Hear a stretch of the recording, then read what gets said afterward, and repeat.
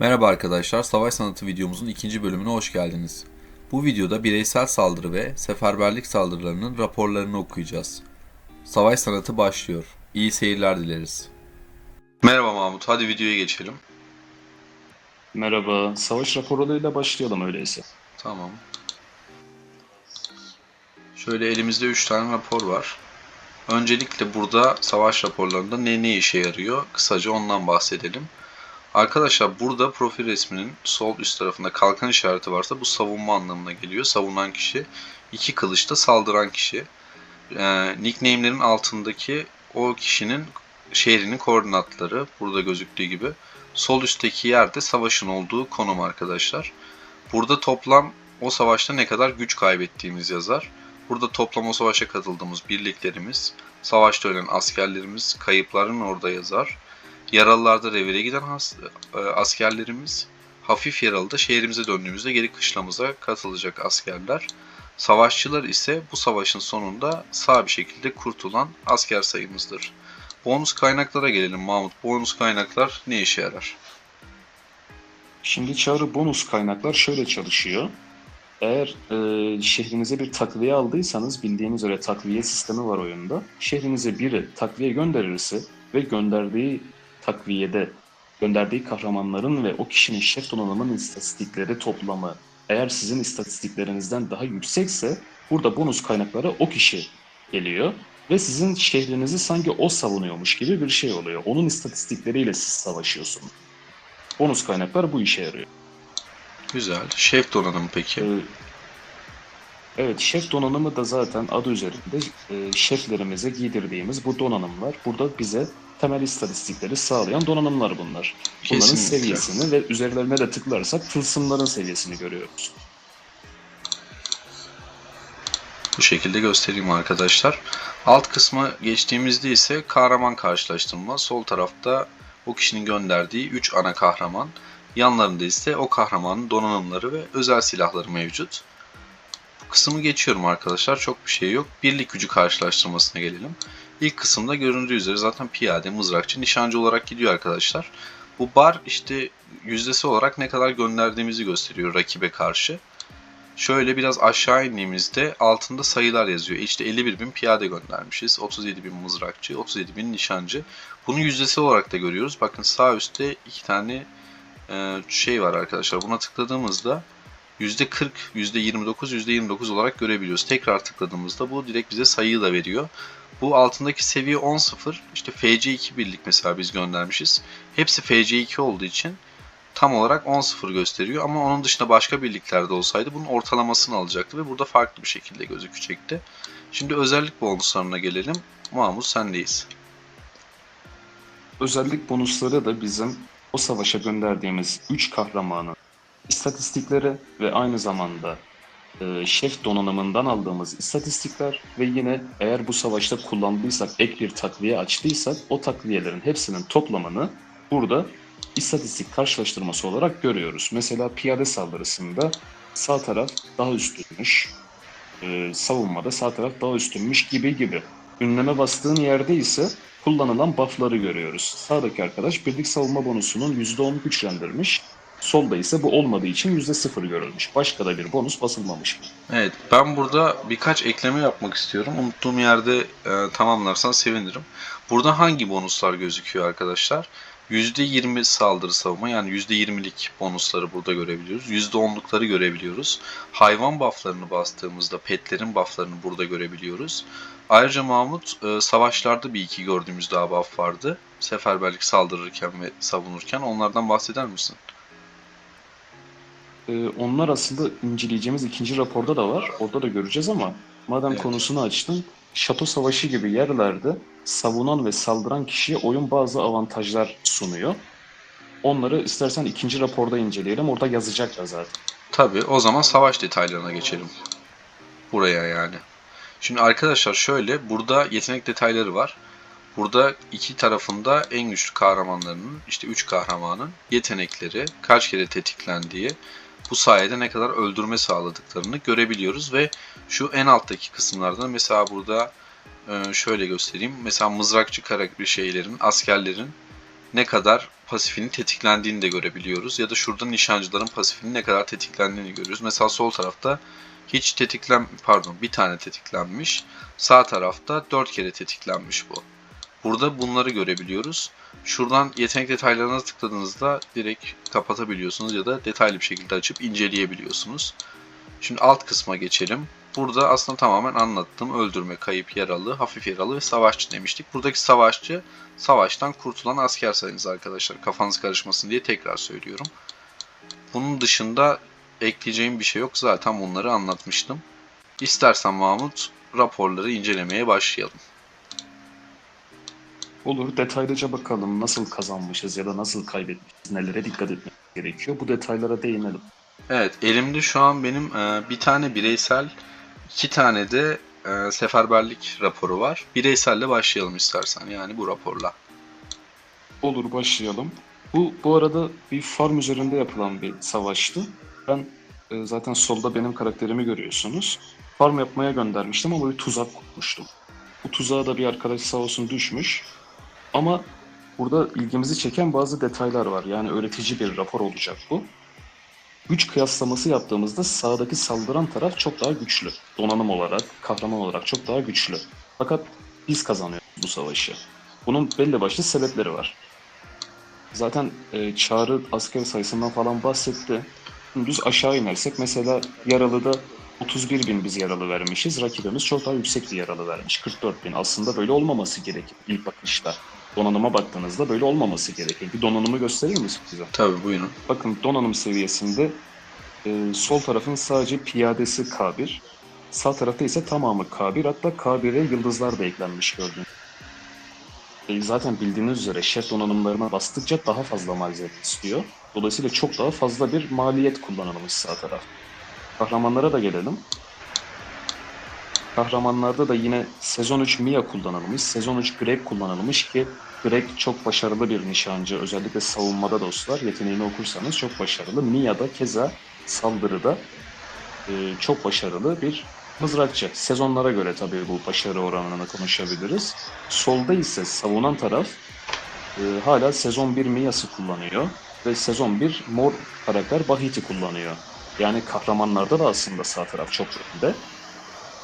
Ee, Kahraman donanımlarında da çok önde gördüğünüz gibi. Bakalım mesela level 5, level 6 piyadesi var ee, karşı tarafın, saldıran tarafın donanımlarında. Ama bizim tabii burada kullandığımız bazı stratejiler var. Zaten Black Cat kanalında bu stratejilerden hep bahsettik. Bu da güzel bir örneği oldu bunun. Benim özellikle geliştirdiğim ya da geliştirmeyi biraz daha ertelediğim bazı istatistikler var. Bu istatistikler sayesinde aslında ben bu savaşı kazanıyorum. Mesela piyademde tamamen savunma odaklı gitmişim ben. 90 level'a kadar çıkarmışım. Seviye 6'ya getirmişim donanım taşıyla, esans taşıyla. Mızrakçımda sadece öldürücülüğe basmışım. Ki sezon 1 mızrakçısı kullanıyorum, dikkatinizi çekerim. Yani çok kötü bir vaziyette aslında. Nişancıda ise tamamen öldürücülüğe yani hasara odaklanmışız. Zaten Evet. Savaş Sanatı bir videomuzda neden bunlara odaklandığımızı daha iyi anlayacaksınız eğer o videoyu izlerseniz. Değil mi? Evet, kesinlikle. Hatta karşı tarafa baktığımda mesela şu an bu arkadaşım buradaki mızrakçı sağlığı pek bir işine yaramıyor dediğim gibi. Ya da burada işte %40'lık bir buff almış. Ya da şuradaki şeylere bakalım. Nişancı sağlıkları. Ya tabii biraz etkisi var. Şöyle hiç yok demiyoruz ama bu tarz savaşlarda böyle küçük detayların çok fazla farkı oluyor. Bunu da bu raporda görmüş oluyoruz sayende. Teşekkürler tekrar rapor için. Ama burada sen bir formasyon Rica ederim. farkı da var. İstersen ben şeyleri sayayım, sonra sen detaylara hakimsin, sen anlatmaya devam edersin. Şöyle, sen Olur. 51 bin Direkt piyade, yüzdelik olarak gösterir misin bunu? Hiç kafa karıştırmasın. tabii sen %40 piyade kullanmışsın. Rakibinin %27 piyadesi var. Senin %30 nişancı ve mızrakçın var. Onun %40 mızrakçısı, %33 de nişancısı var. Bu arada Evet. şunları da tabii gösterelim. Karşı tarafın bir de %10'luk savunma bonusu var. Yani bu bonuslara %10'u da düşünmemiz lazım aslında normal şeyi hesaplamak istediğimizde. Şöyle genel olarak şuradaki şeylere baktığımızda hem donanımlara hem de hem şef donanımlara hem kahraman donanımlara baktığımızda genel olarak istatistikler bu şekilde. Mesela bizim piyade sağlığımız rakibe göre çok daha yüksek. neredeyse %80'e yakın bir piyade saldırımız yüksek. Piyade savunmasında da bizimki bundan yüksek ama savunma bonusu bastığı için orada biraz öne geçmiş. Onun dışında bizim için önemli olan diğer şeyleri sayıyorum. Mesela bizde mızrakçı öldürücü ve mızrakçı saldırısı önemli. Mızrakçı saldırısı bizden yüksek ama bizim de mızrakçı öldürücümüz biraz yüksek. Karşı tarafın nişancılarını avlamak için bu şarttı zaten. Onun dışında bizim nişancı saldırımız ona göre bayağı düşük. Ama nişancı öldürücülüğümüz de ona göre biraz daha yüksek. Onun dışında çok bir detay yok zaten. Kalanını sana bırakıyorum. Ama Zaten normalde savaş şu sanatları bir istatistik videomuzda çok pardon. Normalde ama şu istatistiklere baktığımızda senin net bir şekilde kaybetmen gerekiyor diye görünüyor yani. Tek fark zayıf olduğu kısımlar nasıl şey. kazanıyorum? Evet. Ben ona değineyim. Nasıl kazanıyorum? Hatta %10'luk bir farkla kazanıyorum. Yani çok küçük asker sayısıyla değil, %10'luk bir farkla kazanıyorum. Nasıl yaptık bunu? Bunu şöyle yaptık. Senin Savaş Sanatı bir videonda da anlattığın gibi önce piyadeler önden bir savunuyorlar. Piyadeler savundukça arkada bulunan nişancılar ve mızraklılar savaşmaya devam ediyor. Bizim ilk kaybedeceğimiz savaşlardaki ilk kaybımızı yaşatacak bildik piyadelerimiz bildiğin üzere. Piyade eğer düşerse ne oluyor bu kez? Arkadaki DPS yaratan karakterlerimiz, askerlerimiz ölmeye başlıyorlar. Şimdi benim burada kullandığım strateji piyade sayımı daha yüksek tutmak, %40 tutmak, mızraklama %30 ve nişancımı da %30 bırakmışım. Tamamen rakibe göre bu ayarlamayı yaptım ben. Rakip ise piyadeyi daha az gönderiyor ve daha yüksek hasar vurabileceğini düşünüyor. Çünkü donanımı da benden iyi. O yüzden mızraklı ve nişancıya odaklanıyorlar çok. Ama atladığı bir şey var. Piyadeleri erkenden ölüyor rakibimin. Erkenden öldüğünde benim de piyadelerim hala hayatta olduğu için ve yine stratejik olarak ben piyademin savunmasını arttırdığım için adam benden donanım olarak ve kahraman olarak önde olmasına rağmen istatistikte sen de bahsettin biraz önce. Piyade Evet. sağlığına bir gelir misin tekrar? Piyade sağlığında adam benden çok önde olmasına rağmen ben öndeyim. Çünkü araştırmada da buraya odaklanmışım. Çünkü savaş bu şekilde gerçekleşiyor. Benim piyadelerim dayanacak ki arkadaki koyduğum askerlerim hasar vurabilsin. Tam olarak da bu yaşanıyor. Biz o yüzden zaten minimum ücret yatıran oyunculara ya da hiç yatırmayan oyunculara bu tarz bir gelişim yapıyoruz. Yoksa benim bu oyuncuyu karşısında kazanmamın pek imkanı yok. Tabii formasyonun da burada önemi var. Biraz önce bahsettiğim gibi. Piyade sayım fazla. Hatta burada şöyle bir detay vereyim. Mızraklımı daha da düşürebilirdim ben mızraklı sayımı. Nişancımı daha da artırabilirdim. Hatta piyadeyi bir tık daha artırabilirdim yine. Bu benim daha iyi bir şekilde savaşmamı da sağlardı ayrıca. Kesinlikle. Eklemek istediğim bir şey var mı? Yo, gayet net anlattın. Çok lafı karıştırıp kafa karıştırmayayım. Gayet netti bence. Tam olarak dediğin gibi yani. Evet, Tekrar üstünden geçmeme gerek yok. aynen. Şurada şöyle bir bakalım. Ee, Hani yeteneklerden şanslı mısın diye bakıyoruz. Ama şöyle baktığımda Mia'nın 35 kere tetiklenmiş. Düşmanları lanetler. Evet, Tekrar evet. birlik saldırısı. Tekrar yapmış. Ya bayağı bir aktif olmuş. Senin Molin sadece 6000 asker öldürmüş. Onun 7500 ama Mia'sı bayağı bir hasar arttırmış. Aynı zamanda Flint'te Ya sen de 7 zaten kere Çağrı video tetiklenmiş. başında dediğim gibi Mia saldırıda iyi bir karakter. Şimdi sezon Evet. 3'te. Molly'nin saldırıda pek bir şeyi yok, numarası yok. Yani savunmada da hiçbir numarası yok Molly'nin savunmada. hiçbir şeyde Sadece bir numarası sersemletme yok. yeteneği var. Evet, o da hiçbir işe Evet. yaramıyor savaşlarda bizim. Gerçekten sersemletme yetenekli olan karakterler bu tarz savaşlarda hiçbir işe yaramıyor arkadaşlar. Kullanmıyoruz genelde de. Zaten senin de Mian 5 yıldız olmak üzere daha olmadığı için şu an Molly kullanıyorsun muhtemelen. Ya bu aslında biraz öyle de denk gelmiş diyelim. Yani Mia'nın istatistikleri daha yüksek Molly'den. Evet. Öyle denk gelmiş ama ben yine de bu raporu göstermek istedim. Çünkü Anladım.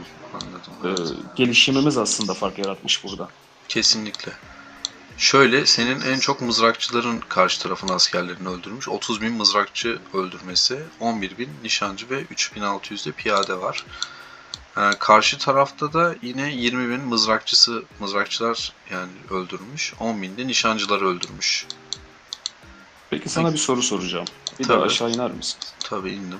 Şimdi bu karşımızdaki rakibimiz piyade öldürücülüğünü bu kadar yükseltmiş, piyade saldırısını da yükseltmiş. Evet. Peki bu ne işe yaradı? Piyadesi 959 öldürme yapmış sadece. Ya bunun şeyle de etkisi var. Bunu biraz arttırabilirdi. Nasıl arttırabilirdi? Piyade sayısını arttıysa bu da artacaktı. Doğrusal oranda artıyor. Ama şöyle bir şey var. Şu üçü arasında yani piyadenin hasarı o kadar az ki İnan yani çok boşa verilen bir kaynak gibi görüyorum ben onu. Gerçekten çok çok az olduğu için değmez yani. Yani yani Evet. Ya daha şimdi fazla pil öldürmeye sağlığına sahip olabilirdi. odaklanmış olsaydı Evet. o zaman işler değişecekti ama, Ya değil tabii mi? mesela bir rapor hemen hızlıca göstermeye çalışacağım. Eğer bulabilirsem diye şöyle bakacağım. Doğru rapor mu bilmiyorum. Sadece bakacağım. Yok bu değil.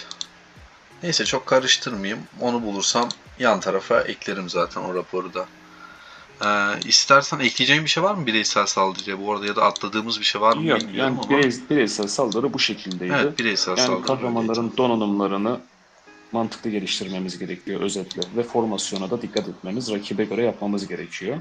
Zaten formasyon üzerine bir videoyu Savaş Sanatı 3 adlı videoda sizlere ileriki tarihlerde sunacağız. Evet daha detaylı olacak o. O zaman şeye geçiyorum. Seferberlik saldırısına geçiyorum. Ben Burada istersen bir özetleyeyim burayı. tabii. Bu açtığımız rapor Şato Savaşı'nda gerçekleşen bir rapor. Şato'da aynı sunucudaki iki ittifakın çarpışmasıyla olan bir rapor. Daha doğrusu öyle diyeyim. Ve yine üstteki bilgiler zaten geçerli senin dediğin gibi. Oralara hiç değinmemize gerek yok. Birlik sayıları, yaralılar falan görüyorsunuz. Evet. Donanımları görüyorsunuz. Burada donanımlar neredeyse aynı. Tılsımlarda sadece ufak farklılıklar var. Rakibin Vrek Tifi. Bilemiyorum doğru okudum mu? Tılsımlar daha üstün rakibin. Böyle bir Tılsımlarda farklılık var. uçurum fark var bu arada. Seviye 6 nerede? Seviye 8 nerede? Tabii tabii. Tılsımda piyadede fazla fark var. Bayağı bir fazla fark var. Sizinkiler biraz 4-5 diye dizilmiş. Sağ tarafın tılsımları çok Burada uçuk biz önde. savunmada mıyız, saldırıda mıyız? Siz burada Burada. savunmadasınız. Rakip Savunmadayız. evet savunmadasınız ve kaybetmişsiniz. Ve çok ağır kaybetmişiz hatta. Evet 380 bin yaralıya 87 bin. Şöyle buff'lara bakmak istiyorum formasyondan önce. İstatistiklere. Daha sonra buff'lara bakacağım. 657'lerde, 700'lerde, 900 ve 1000'lere kadar ulaşmış neredeyse. %20'ler karşılıklı olarak basılmış ve buraya geldiğimizde burayı sana bırakıyorum. Bahsedeceğim demiştim. Aynen bahsedeceğiz demiştik. Şato'da dostlar saldıran tarafa oyun belli başlı avantajlar sunuyor. Mesela seferberlik, birlik saldırısı. Rakip seferberlik kurup birlik saldırısı başlattığı için %30 orada bir saldırı buff'ı almış. Ve sağlıkta da %15 bir sağlık artışı almış. Bu saldıran tarafa Şato'da verilen bir buff.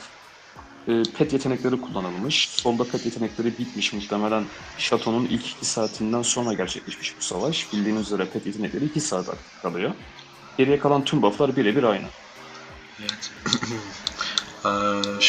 Neye bakacaktık? Tamam formasyona bakalım. Burada 150'ye çevirmeyeyim. Direkt sayıya bakalım olur mu?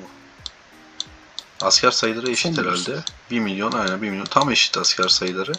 Şöyle 400 bin piyade burada var. 430 bin burada. Sizde çok fazla mızrakçı var. 386 bin mızrakçıya 280 bin mızrakçı. 291 bine de 372 bin. Oransal olarak görmek isteyenler de şöyle göstereyim. 37, 35, 26, 40, 25, 34 şeklinde. Ama asker sayıları peki şey mi? 9-9, 9-8, 9-9 ortalamasını almış. 9-8, 9-8. Yine sağ tarafınki biraz daha iyi. Asker oranları. Evet. Ama hayır Evet. şöyle burası FC2, burası FC1 gösteriyor. Onlara detaylı bakarız. Bu savaşı niye kaybettiniz? Dümdüz Şimdi bu savaşı istatistikten niye mi? kaybettik? Hem istatistik çok fazla etkili hem de saldıran tarafa dediğim gibi avantajlar veriyor. Ve aynı zamanda burada şeye de bakmak lazım. Seferberliğe katılan kişiler hangi kahramanlarla katıldılar ya da seferberliği kuran kişi hangi kahramanlarla kurdu? Bu O ikisine zaman bakmak lazım. İstersen ikinci savunma dediğimle başlayalım. tamam savunma tarafının şeylerine bakıyorum ben. Kahramanlarına. Bu seferberlik lideri Evet, savunmada. lider mesela kimlerle kurmuş? Mia Geronimo Alonso'yla şehri savunuyor. İkinci arkadaş Patrick göndermiş. Üçüncü arkadaş Patrick göndermiş. Tekrar Patrick. Tamamı Patrick göndermiş anladığım Evet, kadarıyla. tamamı Patrick göndermiş. Burada rakip sizden daha güçlü olduğu için Valis daha çok iş yapardı diye düşünüyorum ben. Kesinlikle haklısın. Saldıran tarafa Kesinlikle öyle. geçiyorum. Saldıran tarafta Greg Mia, Geronimo ile kurmuş. Jesse herhalde. Mia katmışlar. Arada bir tane Mia var. Jesse var. Gar Jesse. Bir tane Molly'leri var. Evet. Molly'leri var ama Molly partiye girememiş. İlk 4 yeteneğe girememiş benim anladığım kadarıyla. Çünkü Mia 4 level yeteneği var. Şöyle 3 bakalım. Jesse 1 Mia girmiş. Bakalım, 1 Partilerine. Jesse girmiş, 2 Mia girmiş, 3 Jesse girmiş, 4 Jesse girmiş. Evet, Molly katılamamış. Peki sana şey Evet. soracağım. Buradaki Jesse 4 yıldız olmasaydı, yani yeteneği 5. seviye olmasaydı ne oluyordu? Güzel bir yere değindin. Aslında oyuncuların çok merak ettiği konulardan biri de bu. Bazı oyuncular da bunu anlayamıyor. Çok güzel oldu bu. Şimdi seferberliklerde lider seferberliği kuruyor. Ve sonra 7 oyuncu o seferberliğe katılıyor. Katılan 7 oyuncudan oyun bakıyor. İlk katılandan bakmaya başlıyor. İlk katılanın ilk gönderdiği kahramanının yeteneği kaç level? Eğer 5 level'sa aldı onu. Sonra ikinciye baktı mesela 5 level aldı. Üçüncüye baktı 4 level yetenekli birini göndermiş örnek veriyorum. Onu da aldı. Dördüncüyü de aldı. Sonra beşinci katılan kişi bu kez 5 level bir yetenekli bir kahramanı gönderince oyun diyor ki benim ikinci aldığım kişinin yeteneği 4 level'dı. O yüzden onu almıyorum ben. 5 level'da olanın yeteneğini aktif ediyorum diyor. O yüzden senin dediğin soruda eğer 4 level yetenekli biri kahraman gönderilmiş olsaydı oyun bu kez ne yapacaktı? Orada Molly'yi alacaktı Çağrı. Alacaktı. Evet. Çünkü Molly'nin yeteneği 5 level. Evet. Ya şimdi şöyle, oyuncular çoğu kez şeyi soruyor. Mesela seferberliğe katıldığında şey diyorlar. Sadece ilk gönderilen 4 kahramanın en yüksek yeteneği alınıyor diye biliniyor. Biz neden 7 kişi aynı karakteri gönderiyoruz ya da kahramanı gönderiyoruz diyorlar. Bu konuda yanılıyorlar. Arkadaşlar, oyunun bize zaten vermediği, raporlarda okuyamadığımız bilgi tam olarak buydu. Bunu deneyebilirsiniz. Biz bunu tecrübelediğimiz için rahatlıkla anlatabiliyoruz sizlere. Tam olarak Mahmut'un anlattığı gibi. Ee, İlk dörde bakıyor arkadaşlar. İlk dördün yeteneğini bir alıyor, en yüksek seviyesini. Ama onun altındakiler ilk dörtten daha yüksekse onları daha üst sıraya koyuyor ve onları almaya başlıyor. O yüzden her zaman 7 kişiden biz kahraman göndermesini istiyoruz. Çünkü birinin yeteneğinin seviyesi düşük olursa oradan %5'lik bir buff'tan yararlanamayacağız. O yüzden onun altındaki kişi karşılasın diye. O yüzden hiçbir zaman şey demeyiz, yani ilk 4 işte Jesse, Sergi şunu bunu göndersin, altındakiler Molly göndersin demiyoruz. O yüzden müsaade etmiyoruz. Çünkü Molly'nin yeteneği yüksek olduğu için bir anda partiye Molly dahil olabilir ve bizi zarara sokabilir. Tekrardan sendeyim. Aynen öyle Çağrı. Peki burada değinebileceğimiz başka ne var? Savaş detaylarına bir basar mısın tekrar? Orada bir şey dikkatimi çekmişti. Tabii. Şimdi burada güzel bir nokta. Liderlik eden oyuncuların burada bazı yanlışları var, benim kanaatim. Buna değinmek istiyorum. Şimdi biz burada savunma tarafındayız. Yani sol taraftaki karakterler savunan taraf. Sağdakiler ise atak yapan taraf. Sağ taraf Mia ile katılacak tabii ki mızrakçıda. Çünkü Mia saldırı buff'ları veriyor. Fakat sağ taraftaki nişancı Greg olmamalı. Neden Greg olmamalıydı? Çünkü Greg defansif yetenekler veren bir nişancı. Ve yine keza sol tarafta da Alonso yerine Greg olmalıydı. Zaten bu iki oyuncu birbirine çok yakın oyuncular ve ikisinin de 5 yıldız iki karakteri de var. Mesela Greg'in yeteneğine bastığında ne diyor? Birlik saldırısının düşmanın verdiği hasarı azaltıyormuş dostlar özetle. Ve temel yetenekleri hep böyle gidiyor. Mesela Greg sağlık arttırıyormuş. Evet, sadece ilk Sen yeteneğinde atak hasar var. yapıyorsun. Diğer iki yeteneğinde şey var. Defans var. Yani Evet. defansif bir Sen karakter atak oluyor. yapıyorsun burada. Evet. Dolayısıyla burada Alonso kullanmalısın nişancı olarak. Sol tarafta Greg kullanmalıydı, değil mi? Evet, kesinlikle. Çünkü defans yapıyor.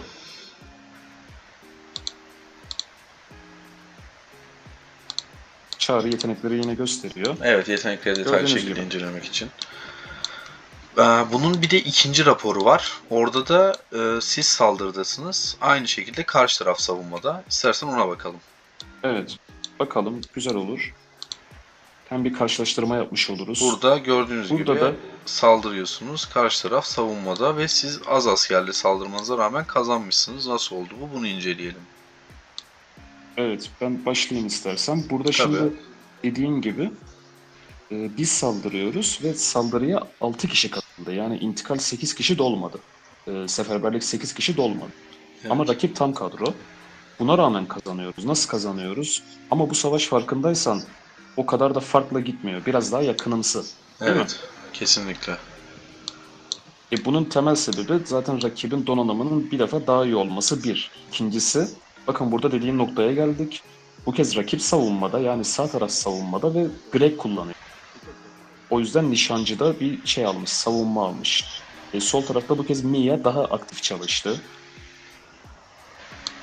Bakalım, yine sol taraf saldırıyor, Alonso ile gidiyor. Bakın sol tarafın dizilimi çok güzel. Saldırıda kullanabileceği en güzel 3 karakteri kullanmış. Sezon 3'e göre konuşuyorum.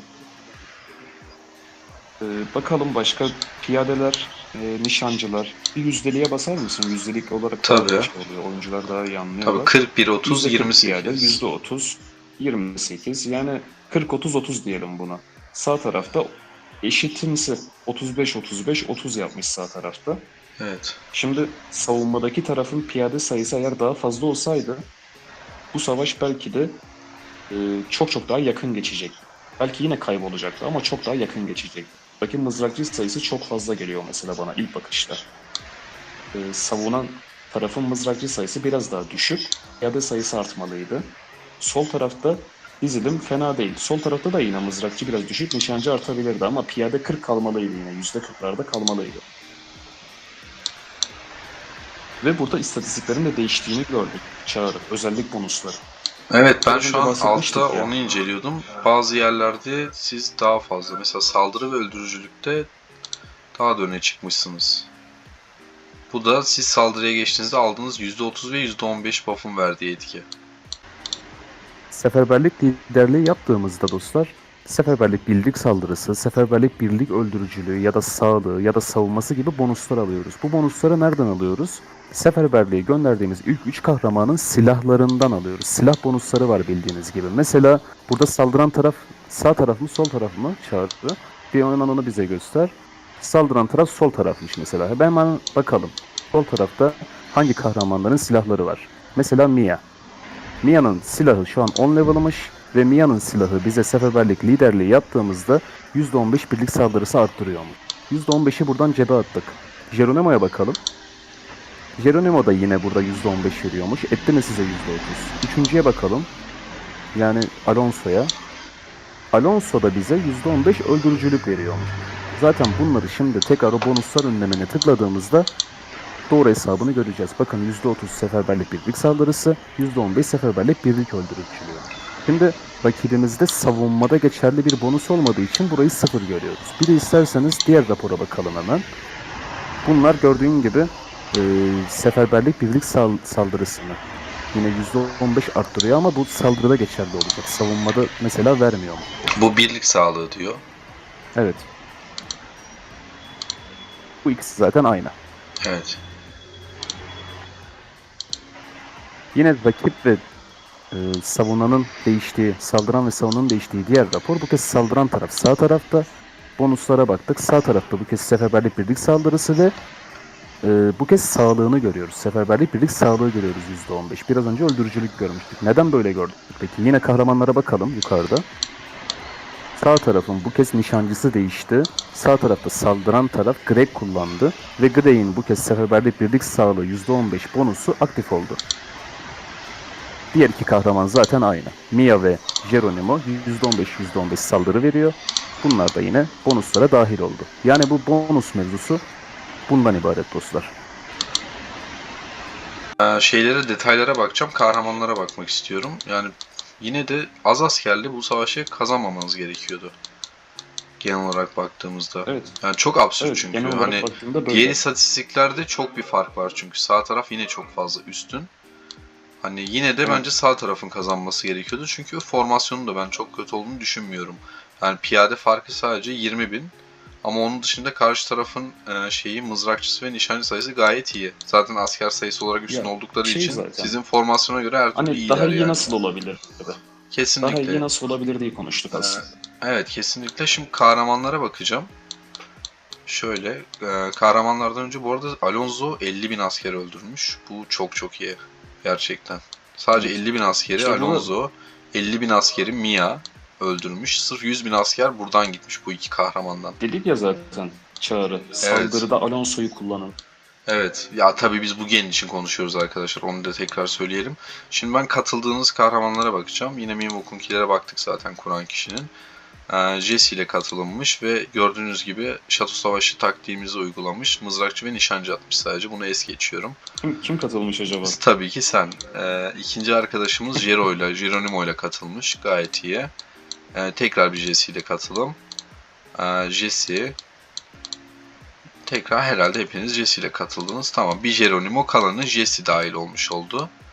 Bu arada Yani biz burada %100 da ben atak buff'ını kesin almışız. kesinlikle. Bu arada ben burada da yine şeyi tavsiye ederdim. Valis'e. Çünkü rakibiniz sizden çok üstün. Evet Şöyle haklısın. ikinci savunmacılara geçtiğimizde savunmacıların kahramanlarına baktık. Mia kullanmış. Bence çok kötü bir seçim. 4 5. yeteneği açık değil mi? Evet açıkmış. 2'den Molly almış. Evet. 3'ten Jesse almış ve Jesse'nin savunmada biz almasını kesinlikle istemeyiz. Çok kötü. 4. yetenek olarak tekrar Molly almış. Savaşın niye kaybedildiği burada belli oldu. Devamına bakmıyorum açıkçası. Yani Arkadaşlar, burası evet. bariz şekilde etkilemiş savaşı. Kesinlikle Katılımlar. katılımlar ya hani bu kadar etkiliyor mu diyorsanız gerçekten bu kadar etkiliyor arkadaşlar. O yolladığımız 4 kahraman çok önemli. Sağ taraf o kahraman bonusların hiçbirini alamamış ve sol taraf bunun en iyi şekilde almışlar. Hani buradaki fark tamamen bu. Başka açıklaması yok. Bir de tabii kahraman farkı var. Yani şurada gördüğümüz öldürmeler. Ya bu da biraz RNG'ye giriyor mesela. Bu yetenek şans. %50 ihtimalle bu kadar çalışmasaydı 50.000 asker ölmeyecekti. Ya da şu yetenek %50 ihtimal devreye bu kadar girmeseydi aslında biraz da şans sizden yana olmuş. Direkt karşı tarafın 100.000 askerini öldürmüşsünüz. Ya şans tabii yardımcı oluyor ama sen doğru kahramanı göndereceksin ki şans yardımcı Tabii olsun. Greg'le Greg kesinlikle. çarpışsaydı buradaki ölüm sayısını göremeyecektik biz. Tabii göremeyecektik ama dediğim gibi şu 2 kere de devreye girebilirdi, bir kere de girebilirdi, hiç de girmeyebilirdi. Diyeceğim olmaz çünkü %50 ihtimalle olduğu için kesinlikle girecek. %50 Ama ihtimal. aynen Evet, %50 giriyor. ihtimal giriyor. Ama bu kadar fazla girmeye de bilirdi. Dediğim gibi biraz şans ama İşte piyadelerin hayatta kaldığı süre boyunca oradaki sayı artıyor. Devreye girme sayısı kesinlikle. artıyor. Aynen öyle. Sanki tur uzuyor. Savaş turu. Aynen öyle Evet. tur uzuyor. Tam Tur olarak o. uzuyor. Zaten tur başına genelde o ihtimaller devreye giriyor. Çoğunlukla. Ee, benim çok bu raporla alakalı söyleyecek bir şeyim yok. Ekleyeceğim bir şey de yok. Dediğim gibi çok uzatmak da istemiyorum. Temel bilgileri verdiysek istersen bitirebiliriz. Yine tabii son sözü sana bırakacağım. Eklemek istediğin şeyler ya da eksik anlattığımız şeyler olduğunu düşünüyorsan devam edelim. Yani eğer arkadaşlarımız eksik anlattığımız konular görüyorlarsa yorumlara yazsınlar, Discord'umuza katılsınlar. Biz her zaman oradayız zaten biliyorsun. Evet. Arkadaşlara da teşekkür ediyorum. Onlar da sağ olsunlar. Her zaman bizimle birlikteler. Bugün neler anlattık? Donanımlardan bahsettik, istatistiklerden bahsettik, bireysel saldırılardan bahsettik. Bireysel saldırılarda bizim verdiğimiz taktiklerin çalıştığını bizzat görüyoruz şu anda. E, Özellikle de bu kısmı araştırma kısmı, araştırma merkezi kısmı. aynen öyle. Aynen öyle. Evet. Bunlardan Ee, bahsettik. Sonra seferberliklerden bahsettik. Doğru kahraman göndermeden bahsettik. İlk 4 kahraman yeteneği nasıl aktif oluyor bundan bahsettik. kesinlikle. Formasyonları Bence bir sonraki videoya bırakalım. evet, en önemli şey bence burada kesinlikle dikkat edilmesi gereken şey savaş raporunu nasıl okumamız gerektiğiydi. Burada neyin ne işe yaradığıydı. İkinci bilgi, şu ilk 4 kahraman bilgisi bence çok önemliydi. Bunu çoğu oyuncu bilmiyordu. Bu bilgi de çok iyi olduğunu düşünüyorum. Umarım işinize yarar arkadaşlar. Ya da bizim bu konularda farklı ya da yanlış düşündüğümüzü düşünüyorsanız yorumlarda belirtebilirsiniz. Ya da Discord kanalımıza katılırsanız akşamları orada canlı yayın yapıyoruz. Siz de aramıza katılabilirsiniz. Beraber güzel bir kitle oluşturduk orada. Akşamları gidip sohbet ediyoruz. İşte arkadaşlarla yardımlaşıyoruz. Birbirimize sorular sorup kendimizi geliştiriyoruz. Dediğim gibi siz de açıklamalardan Discord linkine tıklayıp aramıza katılabilirsiniz. Şu ana kadar da çok iyi dönüşler alıyoruz arkadaşlar. Etkinliklerle ya da videoların altındaki yorumlara. O yüzden buradan hepinize çok teşekkür ederim. Çok hızlı bir sürede güzel, büyük bir aile olduk diyebilirim. Tekrardan son sözü sana bırakıyorum. Öyleyse bir sonraki videoda görüşmek üzere diyelim arkadaşlar. Kendinize iyi bakın. Hoşça kalın.